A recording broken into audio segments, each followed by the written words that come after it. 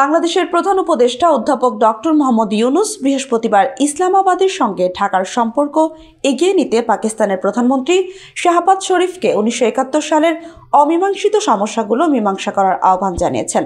D8 সম্মেলনের ফাঁকে মিশরের রাজধানী কায়রোর একটি হোটেলে পাকিস্তানের প্রধানমন্ত্রী শাহবাজ শরীফের সঙ্গে বৈঠকের সময় তিনি বলেন, বিষয়গুলো বারবার আসছে, আসুন আমরা সামনে এগিয়ে যেতে সেই বিষয়গুলোর ফয়সালা করি।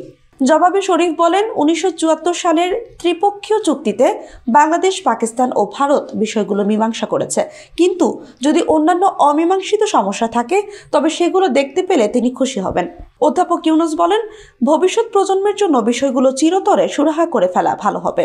তারা ব্যবসা বাণিজ্য বৃদ্ধি ও ক্রীড়া ও সাংস্কৃতিক প্রতিনিধিদের বিনিময়ের মাধ্যমে দুই দেশের মধ্যে সম্পর্ক জোরদার করতে সম্মত হয়। এখানে প্রাপ্ত এক বার্তায় বলা হয়, দুই নেতা চিনি শিল্প এবং ডেঙ্গু ব্যবস্থাপনার মতো নতুন ক্ষেত্রে সহযোগিতা সম্প্রসারিত করার ইচ্ছা প্রকাশ করেছেন। অধ্যাপক ইউনূস ও শরীফ বাংলাদেশের অন্তর্বর্তী সরকারের প্রধান হিসেবে দায়িত্ব নেওয়ার পর প্রধান উপদেষ্টার ঘোষিত বৈদেশিক নীতির মূল বৈশিষ্ট্য, সার্কের পুনরুজ্জীবন সহ পারস্পরিক স্বার্থ সম্পর্কিত বিষয় নিয়ে আলোচনা করেন। ২০০৬ সালের নোবেল শান্তি বিজয়ী ২০২৬ সালের মধ্যভাগের আগে প্রয়োজনীয় সংস্কার এবং সাধারণ নির্বাচন করতে তার সরকারের পরিকল্পনার কথাও উল্লেখ করেন। তিনি বলেন, তিনি সংস্কারের বিষয়ে সংলাপের জন্য একটি ঐক্যমত গঠন কমিশনের নেতৃত্ব দিচ্ছেন। পাকিস্তানের প্রধানমন্ত্রী শাহবাজ শরীফ ঢাকা ও ইসলামাবাদের মধ্যে কৌশলগত সম্পর্ক গড়ে তোলার আহ্বান জানান। শরীফ বলেন, আমরা সত্যি আমাদের ভ্রাতৃপ্রতিম বাংলাদেশের সঙ্গে সম্পর্ক জোরদার করার অপেক্ষায় রয়েছি। অধ্যাপক ইউনূসের উদ্যোগকে স্বাগত জানান এবং আঞ্চলিক সংস্থার শীর্ষ সম্মেলন আয়োজনের সম্ভাবনা নিয়ে কাজ করার জন্য বাংলাদেশকে ধন্যবাদ জানান। অধ্যাপক ইউনূস শরীফকে বলেন, এটি একটি সর্বোচ্চ অগ্রাধিকার। তিনি বলেন, আমি সার্কের ধারণার একজন বড় অনুরাগী। আমি ইস্যুটি নিয়ে কথা বলেই যাব। আমি সার্ক নেতাদের শীর্ষ সম্মেলন চাই।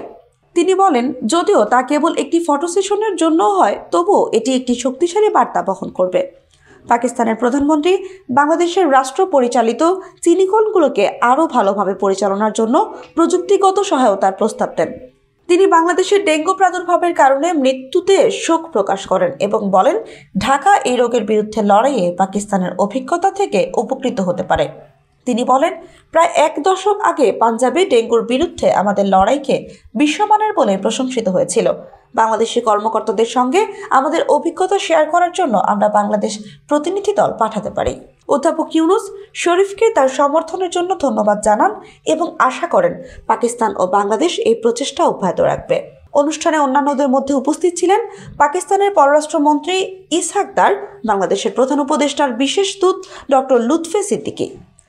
পাকিস্তানের পররাষ্ট্রমন্ত্রী দারকে ফেব্রুয়ারিতে মালয়েশিয়া যাওয়ার পথে বাংলাদেশ সফরে আমন্ত্রণ জানান এবং তিনি সেই প্রস্তাব গ্রহণ করেন। পাকিস্তানের প্রধানমন্ত্রী শরীফও অধ্যাপক ইউনূসকে তার সুবিধামতো সময়ে পাকিস্তান সফরে আসার আমন্ত্রণ জানান।